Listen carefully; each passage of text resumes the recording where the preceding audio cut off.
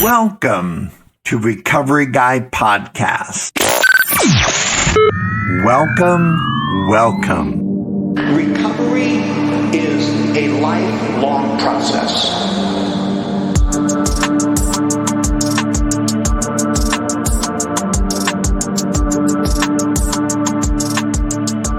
Hello. My name is Robert. I am the Recovery Guy, and if it's Tuesday, this must be the fix. Thank you so much for joining us today.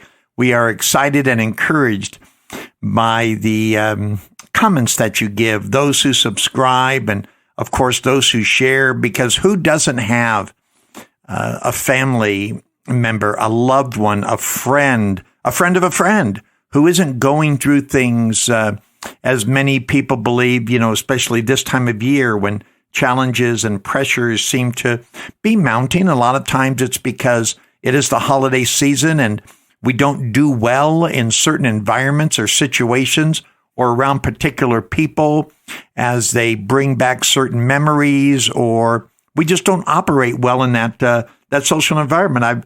I've got a dear friend. His name is Mark, and Mark is a wonderfully social person. But get Mark in a room and he doesn't feel comfortable in that environment. And it has nothing to do with how friendly he is. It's because he's super friendly. It's just that he's not as social as the next person. So this time of year, he feels especially uncomfortable. And we want to help overcome that. My wife, Laura, very similarly, she's much better than she used to be because she is such an accomplished professional. And so she's in meetings and in front of people and leadership and standing and talking and going to conferences and different things that she does to help move her from that person who feels uncomfortable to a person who operates very successfully within her element and even elements that she's not really accustomed to. Which brings me to today's podcast and the source of it. I'm very fortunate. Laura, many of you know, we've been married over 30 years, been together over 31 years, and have an incredible, healthy, productive, enjoyable life together. And we're so fortunate and so blessed. But Laura is always looking to sharpen her saw and to keep sharp with positive mindsets and the things that she does to withstand the pressures and remain very confident and comfortable and successful in her role as a corporate leader. But she messaged me the other day. As you probably know, I'm a big fan of Sean Croxton and Quote of the Day. If you haven't downloaded that yet, go to Google Play Store or Podbean or Stitcher or whatever podcast channel you listen on. Look up Sean Croxton Quote of the Day, or QOD as he calls it. There was a podcast that Laura sent me, and I loved it to death. Sean introduced a Dr. Joe Dispenza, who I'd never heard of before, but I listen to a lot of his things now. And the talk was, "Your thoughts can make you sick." Really powerful and impacting title. So, of course, I had to listen to it on my way to work. And I'm going to provide the links in the description. So I'm going to send you the link from the podcast that Sean had at the Quote of the Day. And then I'm also going to send you a YouTube link from Dr. Joe Dispenza on the larger talk where this was pulled from. So look for those links in the description. Please go. I really want you to subscribe to Sean. You'll love it. 10 to 12, 15-minute segments. Great for on the way to work. And Sean always gives his idea or view in the beginning, and you'll like where his head is at as well. One of the things that Sean said about introducing this talk by Dr. Joe was, Sean said, change the way you think and you reduce stress levels. That is a powerful and accurate statement. And I hope you listen more, not just this podcast, but you click on the link to listen to more of Sean and certainly the introduction to the larger talk and the link that I will send you. Your thoughts can make you sick. So let's get going. Let's get started. Today is the power of thinking. And if you want to go back and listen to any of my other podcasts, you know so much. It's about changing the way we think from the inside out, as Dr. Covey in the Quality Movement talks about. So the power of thinking, and I love the word psychic. Thoughts are psychic. In our mind are the psychology, the psychiatric, the interworkings of our brain. It's relating to the human soul or mind and the mental opposed to the physical, right? The psychology is pertaining to or noting mental phenomena. I like that. Something phenomenal is occurring within the psyche as we understand the power of our thoughts and how we have the ability to change. Where this was first introduced to me helped revolutionize my life. And again, you know of my addiction background, but I want you to know that this works for anyone looking to get well. So substitute words if you need to, so you can own it and implement it into the intricacies of your life and your mind, so you can grow and become the person that you've always wanted to be. And that is powerful. So the power of thinking, I first began to understand that actually when I was still in my addiction, still suffering from compulsive overeating and bulimia, of course, the alcohol and drugs. And by this time, the gambling was really starting to make its presence known, and the challenge of that.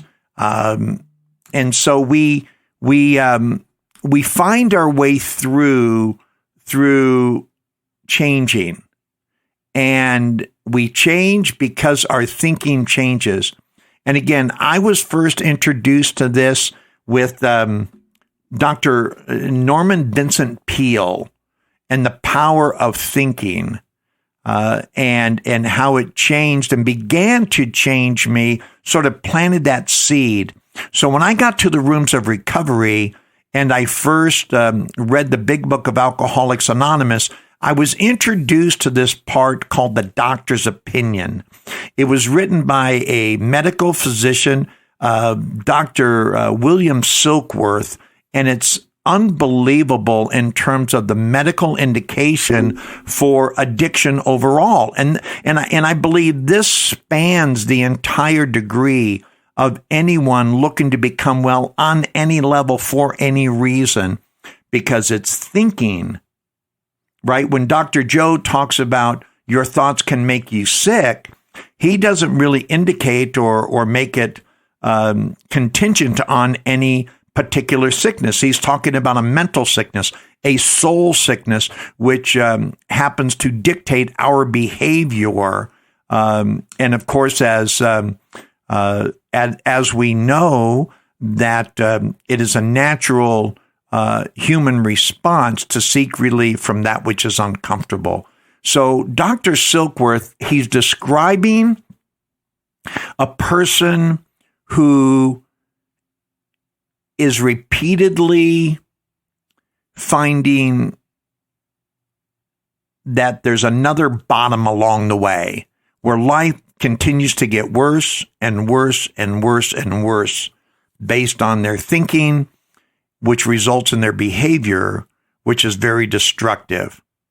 So after describing the behavior of this person, Dr. Silkworth says, and I quote, "This is repeated over and over again, and unless this person can experience an entire psychic change, there is very little hope of his recovery.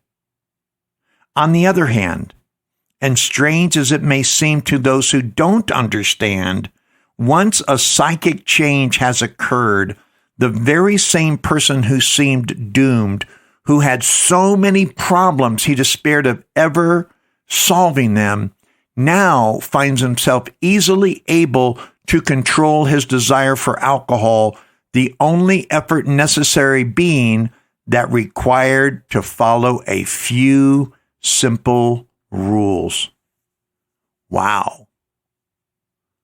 He's talking about a person who is on a destructive path, and again, now finds himself easily able to control his desire for alcohol. Just exchange the word alcohol for whatever you're going through: depression, despair, malcontentness, isolation, anorexia, compulsive overeating, bulimia, compulsive gambling, anger, smoking, you name it. You name the thing that is bothering you most and that you want to overcome from, and the principle is the same.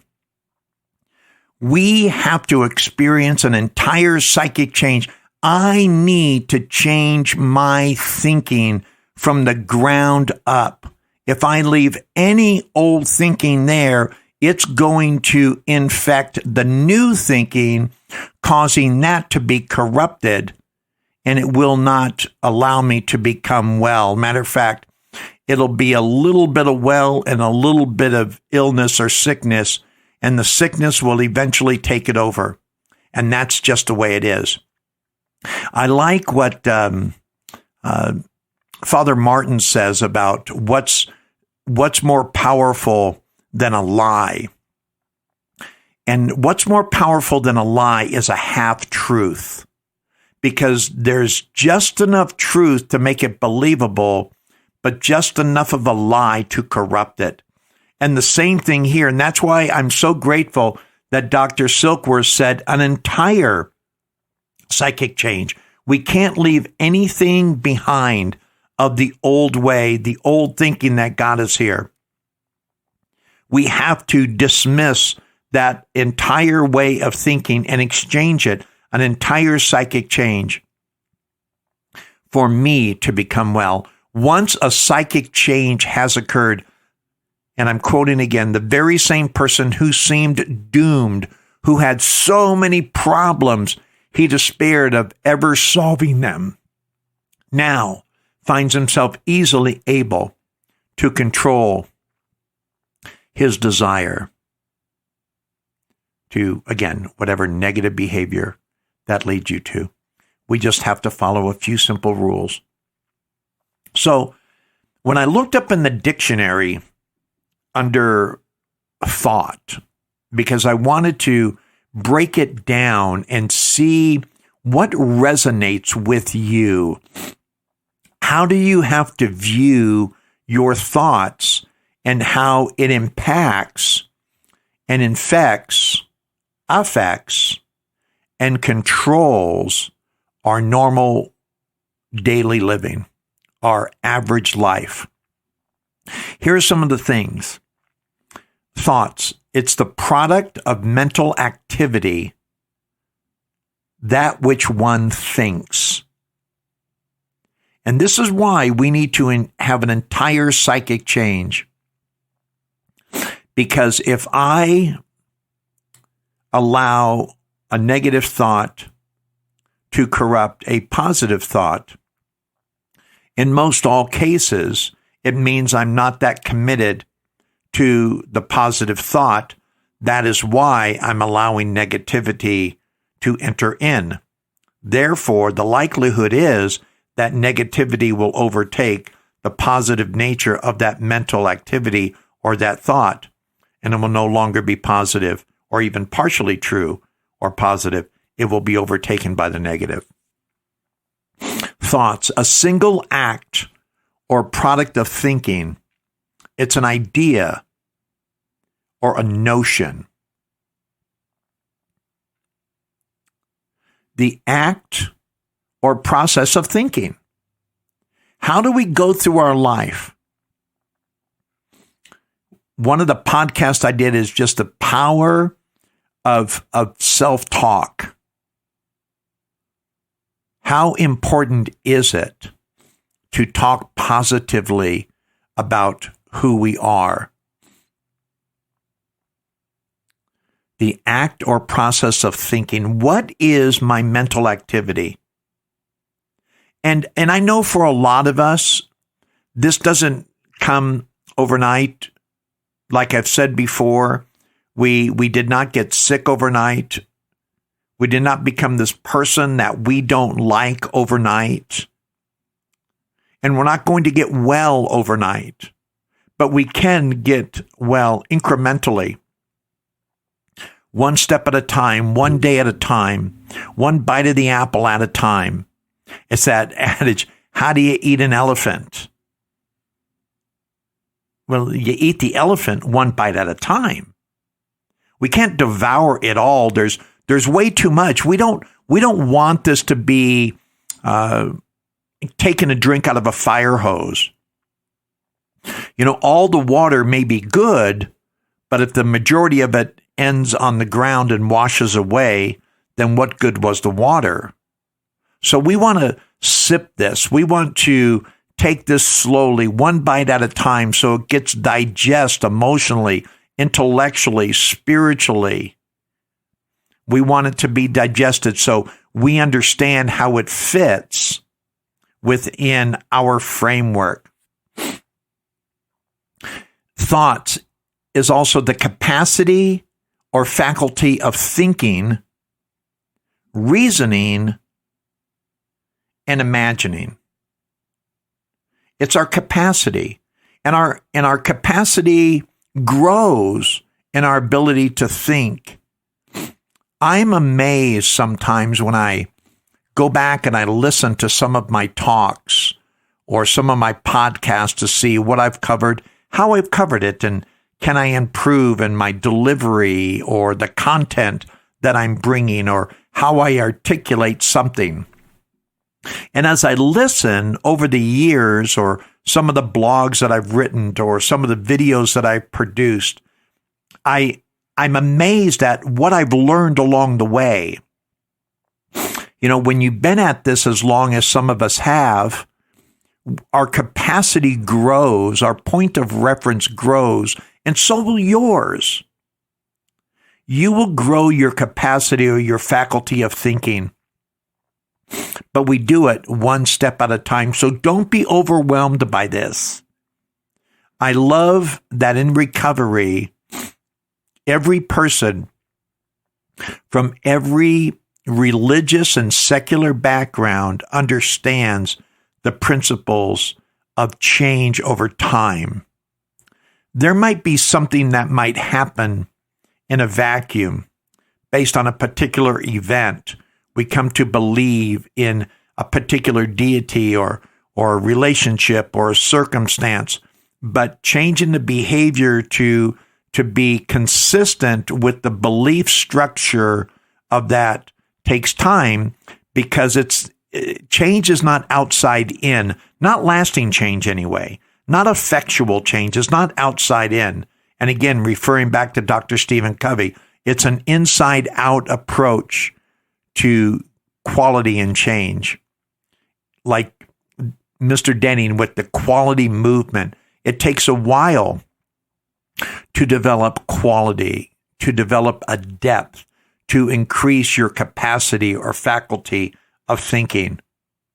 The next thing on definition of thoughts is a consideration or reflection.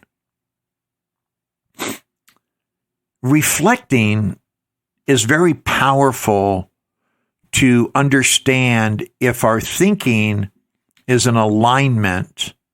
So if I'm reflecting on my thoughts and how I behaved, if it's not bringing me the results that I'm looking for today, it means that it won't bring me the results that I'm looking for tomorrow. It's a consideration or a reflection. Where is my thinking? Is my thinking consistent with the path that I say that I want to be on? It's a meditation. Thoughts are meditation. It's a contemplation or recollection. Contemplating, thinking, meditating. The meditation takes on a whole deeper level because I'm not only meditating on my thoughts, but I'm coming into alignment with the emotional, even with the physical and the psychological, the spiritual realm of who I am. I'm getting in touch with God as I understand God. For me, as a Christian, I'm learning and deepening my understanding of the Bible. What does your faith bring you to? What does your meditation bring you to? How do you become more enlightened with that power greater than yourself that allows you the freedom to become the person that is in alignment with your belief structure? Thoughts are intention, design. They help define our purpose. It's anticipation or expectation our thoughts can be. Our thoughts are a consideration. Our thoughts are our attention. And they have to do with how we care and who we care for or what we care for or the overall regard we have for life as we understand it. A thought can be a judgment. It's an opinion. It's a belief. It goes on to say that it's the intellectual activity or the ideas, opinions that are characteristic of a particular place or time. There's so much power in this that we need to control our thoughts.